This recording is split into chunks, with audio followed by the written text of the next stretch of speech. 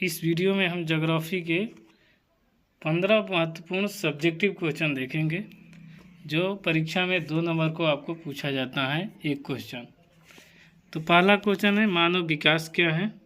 मानव विकास वह प्रक्रिया है जिसके द्वारा लोगों को जीवन स्तर, शिक्षा, स्वास्थ्य एवं आय में सुधार किया जाता है। इसका उद्देश्य लोगों को बेहतर जीवन जीने का अवसर प्रदान करना है। यानी मानव विकास एक बार में ऐसे समझिए कि हर किसी का जीवन मतलब कि शिक्षित हो, शिक्षा में, और स्वास्थ्य मतलब कि रोग दुख से वो दूर रहे, मतलब उनके जीवन का अच्छा से अच्छा इलाज हो, और उनके आय में सुधार मतलब कि वो जितना कमाना चाहते हैं उनके शिक्षा के अनुसार उनकी आमदनी हो, और इसका उद्देश्य लोगों को बेहतर मतलब कि और दूसरे को भी बेहतर से बेहतर बनाया जा सके एक दूसरे के साथ मिलकर। दूसरा क्वेश्चन है कि जनसंख्या वितरण को प्रभावित करने वाले कारक का वर्णन करें। तो जनसंख्या वितरण के प्रभावित करने के निम्नलिखित कारक हैं। पहला है भौतिक कारक। भौतिक कारक जलवायु पर स्थित है, यानी मौसम कैसा रहेगा, स्थलाकृति यानी ज़मीन कैसी है, और मिट्टी, वहाँ के मिट्टी कैसी है, जल की उपलब्धता, वहाँ पर जल उपलब्ध है कि नहीं है। आर्थिक कारण, आर्थिक कारण किसी क्षेत्र में देखिएगा तो उद्योग होता है, इंडस्ट्रीज, रोजगार मतलब कि वहाँ पर कोई कमाने का साधन, और परिवहन, यातायात यानी गाड़ी चलती है कि नहीं चलती है, आर्थिक कारक में आ जाएगा। सामाजिक कारक हो जाएगा समाज के नज़रिए से, शिक्षा, स्वास्थ्य, संस्कृति। शिक्षा बहुत ज़रूरी है, स्कूल हो तो, और स्वास्थ्य हो कि तबीयत ठीक रहे, वहाँ के मतलब एरिया कैसा है, प्रदूषण है कम है, ये सब। और संस्कृति, संस्कृति मतलब वहाँ के पर्व त्यौहार जो हैं उस एरिया में ठीक से मनाया जाता है कि नहीं मनाया जाता। राजनीति कारक, राजनीति कारक में सरकारी नीति एवं सुरक्षा। सरकार की ये काम है सुरक्षा प्रदान करना हर व्यक्ति को, और सरकार को नीति बनाना कि कौन चीज़ ठीक है कौन चीज़ नहीं है। तीसरा का है कि प्रवास के कारक, कारण एवं प्रभाव लिखिए। प्रवास वो का है कि जैसे कोई व्यक्ति यहाँ से दूसरे जगह जाकर कमाते हैं। प्रवास के कारण रोजगार की खोज, यानी देखिएगा बाहर जितना व्यक्ति जाते हैं वो रोजगार के लिए जाते हैं।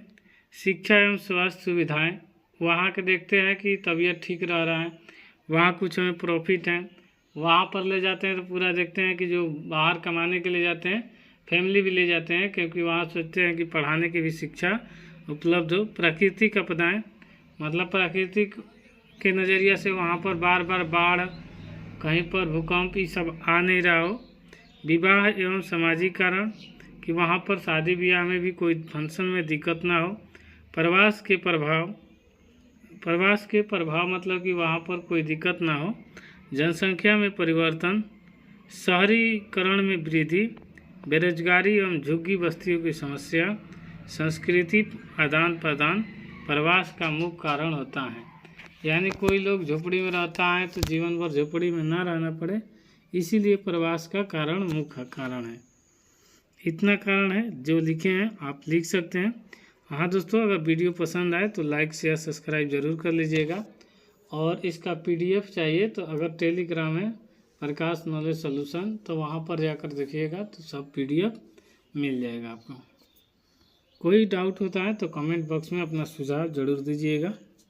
चौथा क्वेश्चन है कि जल संसाधन संरक्षण के उपाय बताइए। जल संरक्षण के उपाय हैं वर्षा जल का संचयन। वर्षा जल हो रहा है, आप कहीं इकट्ठे गिराइए एक जगह, जल को उचित उपयोग कीजिए। जितना जल का काम है उससे अनुपयोग ना करें, मतलब अधिक से अधिक जल को बर्बाद ना करें। नदी एवं तालाबों की सफाई, मतलब नदी साफ सफाई रहेगा तो उसमें धोने के लिए काम हो जाएगा और वहाँ पर कोई दिक्कत नहीं होगा, और उस पानी को हम यूज कर सकते हैं अगर नदी या तालाब साफ सफाई रहे तब। फिर वृक्षारोपण, मतलब वृक्षारोपण करेंगे कि वृक्ष को, जितना वृक्ष है कहीं आपको जितना प्रयास हो सके एक वृक्ष जरूर लगाइए। भूजल संरक्षण, भूजल मतलब कि नीचे वाला जल को कहीं दूसरे जगह ना बहाकर वहीं पर उसका यूज कर लीजिए। भारत में कृषि के प्रकार का वर्णन कीजिए। भारत में मुख्यतः निम्न प्रकार की कृषि पाई जाती हैं। एक आदिम और निर्वाह कृषि, ये उत्तराखंड और पहाड़ी इलाके हिमाचल प्रदेश या फिर पूर्वी भारत में की जाती हैं, उत्तरी पूर्वी में। वाणिज्यिक गहन निर्वाह कृषि, ये गहन निर्वहन कृषि ये सब जगह में कहीं कहीं होती हैं, जहाँ पर उत्तर भारत, दक्षिण भारत। वाणिज्यिक कृषि, मिश्रित कृषि, रोपण कृषि। रोपण में आ जाएगा गन्ना उन्ना, और मिश्रण में आ जाएगा जो एक साथ रहकर कई काम करते हैं, जैसे मान लीजिए धान के साथ भैंस को भी रख लिए हैं, ये सब कृषि मिश्रित में आ जाएगा। और वाणिज्यिक मतलब कि जो कच्चा उत्पादन होता है। 6वां क्वेश्चन करें, हरित क्रांति से क्या समझते हैं। 1960 के दशक में कृषि उत्पादन बढ़ाने हेतु उच्च उपज वाली बीज, रासायनिक उर्वरक, सिंचाई एवं आधुनिक तकनीक के उपयोग को हरित क्रांति कहा जाता है। हरित क्रांति सबसे पहले पंजाब में आया था, उसके बाद उत्तर भारत में फैला था।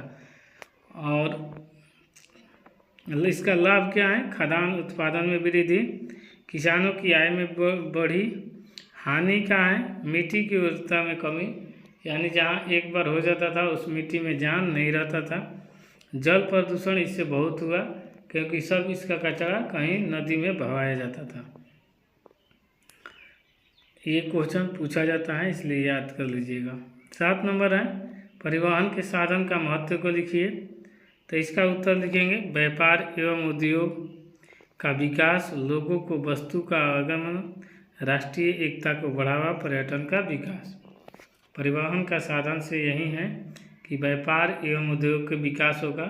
एक जगह से जाइएगा दूसरे जगह तो उसका भी रोजगार चलेगा, सबका रोजगार चलेगा।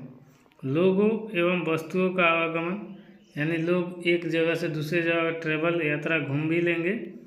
और राष्ट्रीय एकता का बढ़ावा, हर लोग एक साथ सफ़र कर सकते हैं, इसी में किसी जाति धर्म का भेदभाव नहीं रहेगा। और पर्यटन का विकास होगा कि मतलब कि कोई घूमने के लिए बढ़िया बढ़िया पर्यटन स्थल जाते हैं। अब आज यहाँ पर प्रकाश नॉलेज सॉल्यूशन अगर फेसबुक पर देख रहे हैं तो PKS है, तो वहाँ पर भी आप फॉलो कर लीजिएगा। और यूट्यूब पर देख रहे हैं तो लाइक शेयर सब्सक्राइब कर लीजिएगा।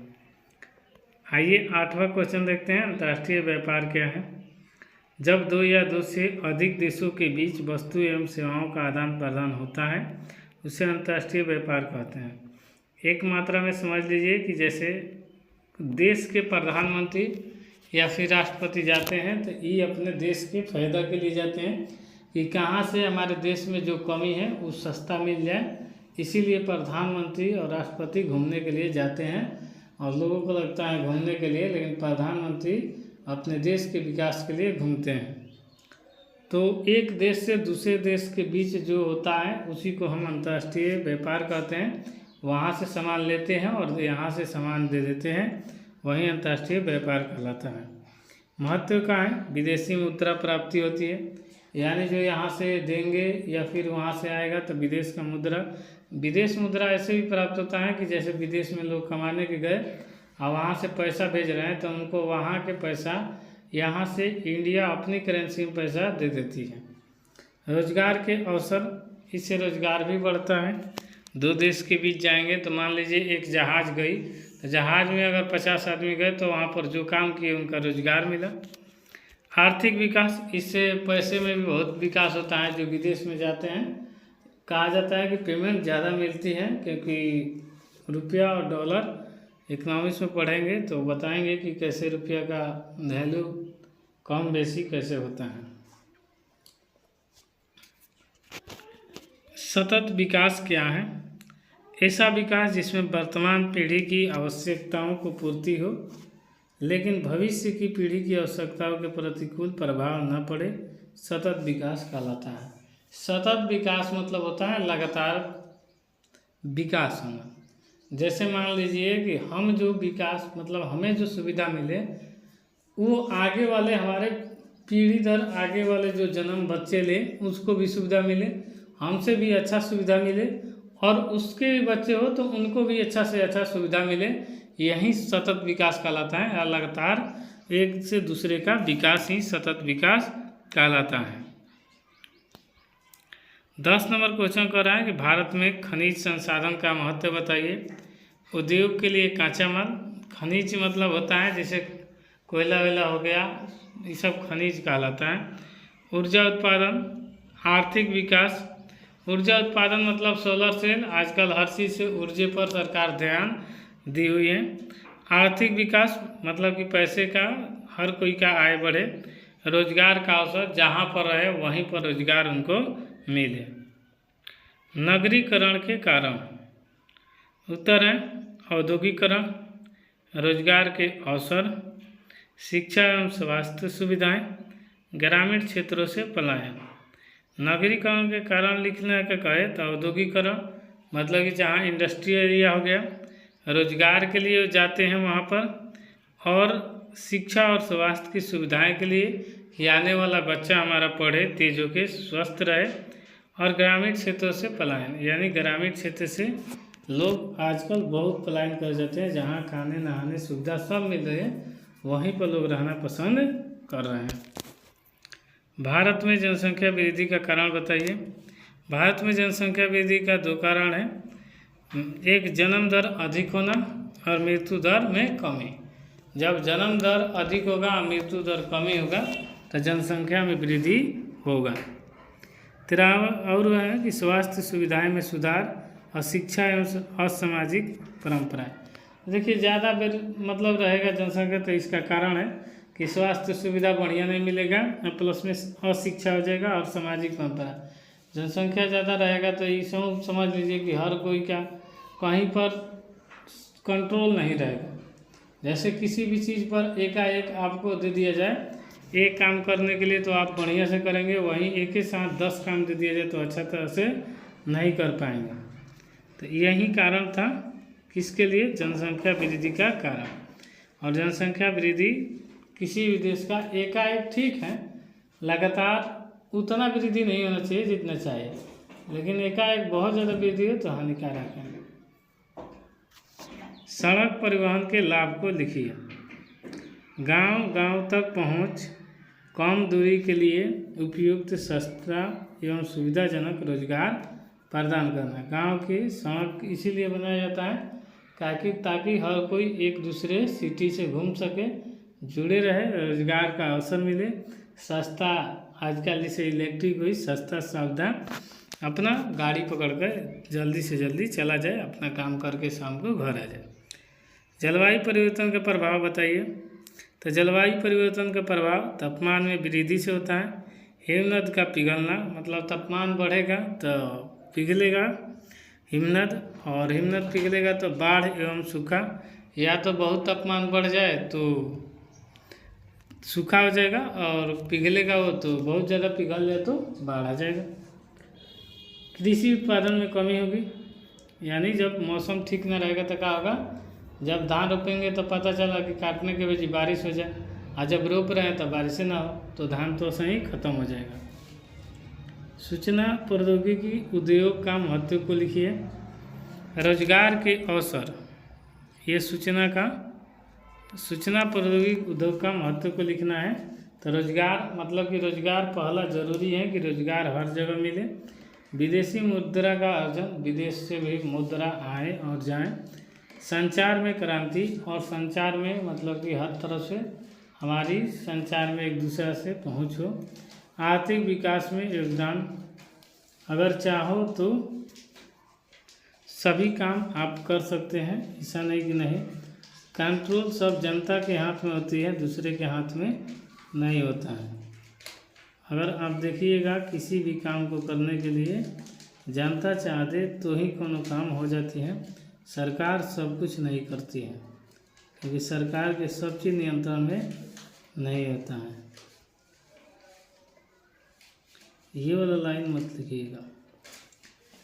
इस तरह आपने दोस्तों देख लिया 15 क्वेश्चन।